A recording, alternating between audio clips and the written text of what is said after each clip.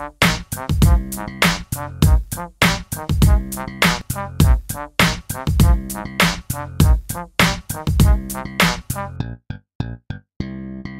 been a while since I've done one of these, but on today's listicle, to coincide with the release of the new Alien movie, Covenant, I wrote a list over at TheGamer detailing the 8 worst in the 7 best games.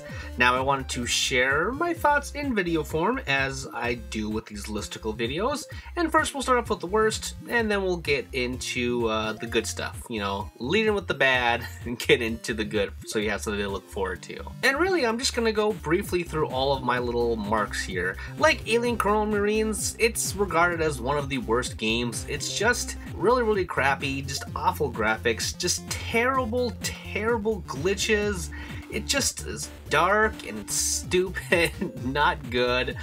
Speaking of dark, Alien Resurrection for the PS1, that game is, I had to just crank up my system in order to see what the hell was going on. It doesn't control great, you're fighting Marines through a lot of it, or other soldiers, it's very weird.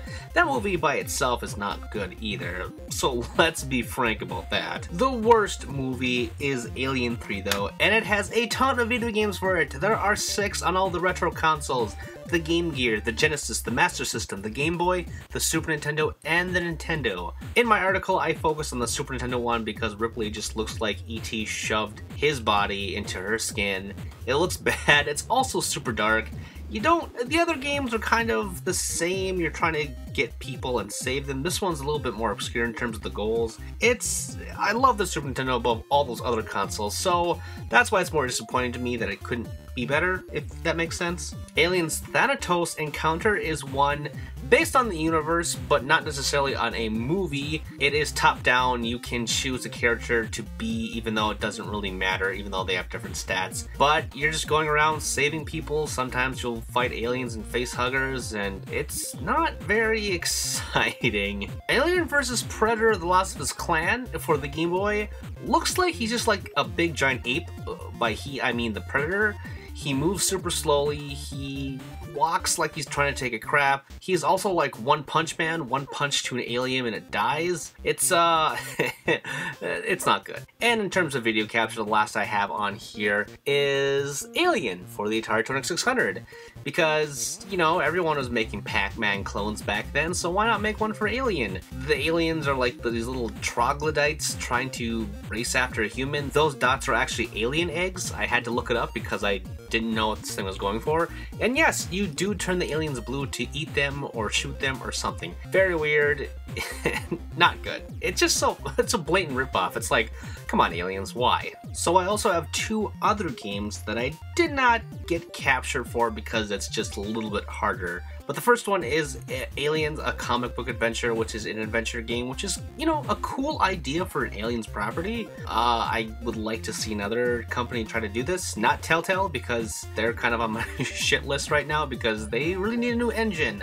And they have too many properties already and not a good span of when they release things. Anyway, this game just looks awful. I said in my article that it looks like just a bunch of melted figures collaged together in this weird, terrible CG PC adventure game. Not good. Doesn't look good, doesn't play good. It's not good. Square made an Alien game. It's called Aliens Alien 2.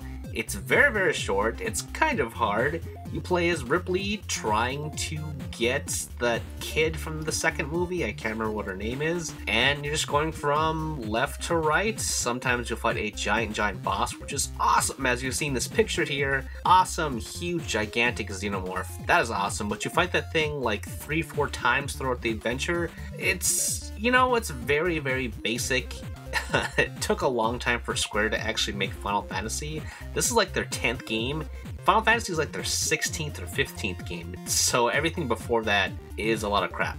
And this is just a 10th piece of crap. Maybe that's being too harsh. It's not good. Either way, it's not good. But let's get into the actual good stuff, and we'll begin with Aliens Infestation, which was made by WayForward, who do a lot of amazing things with license-based properties. This one is actually Metroidvania. You have a bunch of soldiers that you choose from. If a soldier dies from an encounter, then it warps back to the safe room and you choose a new person. So this game has permadeath. And I think that's very, very cool for a game in that you have life for each soldier and equipment, and then also you have an overall life, because if you run out, it's, you know, actually game over completely. So you gotta be wise. It is pretty hard, but it looks fantastic. Awesome, awesome DS game that doesn't get enough credit. So there actually is one more Alien 3 game. It's called Alien 3 The Gun, and it is for the arcade. It is super awesome. Yes, you can't really destroy aliens in a burst of action like this game, but who cares? It's an arcade game.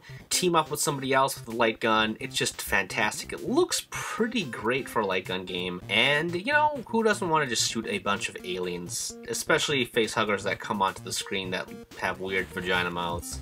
The arcade is actually full of Aliens games. There's also Aliens, another Aliens second, whatever, the second movie. This is a side-scroller. It's very reminiscent of Contra, which is also Konami's own property, which, you know, Contra is actually, you know, inspired by Aliens, so it's, you know, all full circle. But there's side-scrolling segments, there's top-down segments, there's vehicle segments. It's very, very cool. I don't know why Ripley has like reddish blonde hair, but whatever. It's a pretty cool game. But like my favorite and just most obscure game, I think, on the list, maybe not that obscure, but it's amazing. It's called Alien vs. Predator, like so many other games on this list. And you can play as 2 different kinds of predators and 2 different humans, and this one is made by Capcom, and it's so Japanese. The predators are pretty, you know, normal in terms of the predators, but, you know, there's Lin Kurosawa, who has like a samurai sword and a pistol, and Dee Schaefer has like a giant robot arm. It's just, why hasn't there been more Japanese takes on Alien games? I say that knowing that some of the other games have been Japanese developed, but this is so like, this is Japanese with all these weird, chaotic things that I wish more things would come from. But yeah, this is a very awesome side-scrolling beat-em-up. Now there are some other games on this list as well that I just couldn't get the capture for, like Alien Isolation. It does have its shortcomings because, you know, waiting around for this super intelligent alien to try and get you is scary, but it's also frustrating because the alien is almost too smart. But, you know, it's beautiful still today. It's just one of the best looking PS4 games out there, and it really captures that alien vibe with the computer technology and just how everything looks, not just in terms of graphics, but the actual, you know, the design of everything. It looks like they really poured their heart and soul to it. It's really fantastic. Also, a weird novel idea is Alien Extinction, or Aliens vs. Predator Extinction. It is an RTS. Isn't that weird and cool? You play as the human faction, or I should say Marines, Predators, and Aliens, and they all have different properties. It's kind of like Halo Wars, where you're not building bases so much. It's about, you know, doing these different campaigns, and it's, you know, they all have their special traits, and it's pretty cool. And there's also Aliens vs. Predator, which came out for PS3, PC, and maybe Xbox 360, but it is the same idea of Extinction, except it's a first-person shooter. But, you know, the aliens are more stealthy and they can attack people. The Predators are very gadget savvy, and then the Marines just have a lot of guns to blow shit up with. And, you know, it's pretty cool. Rough around the edges, but I think it's definitely worth a look. But that is it. You can read a more detailed analysis of all the games on this list, of course, on TheGamer. I have the link below for that article. Thank you for watching, and see you guys next time. Did you know that was a ReActionExaminer video? If you liked it, you should subscribe to me to keep up with everything that I'm doing. Also, if you have some other interests, like sex for example, check out Tum Ups, which is a comedy sex podcast thing wherein my best friend and I check out the weird and abnormal and the erotic. And of course, you should support me on Patreon because, hey, I want to make the channel better and I want your help to do so. Plus, if you want to check out my writing, check out Game Jerk, where I have archives and new stuff for all projects, okay? You can find all the stuff and more in the description with the links below. Thanks for watching, and I will see you all next time.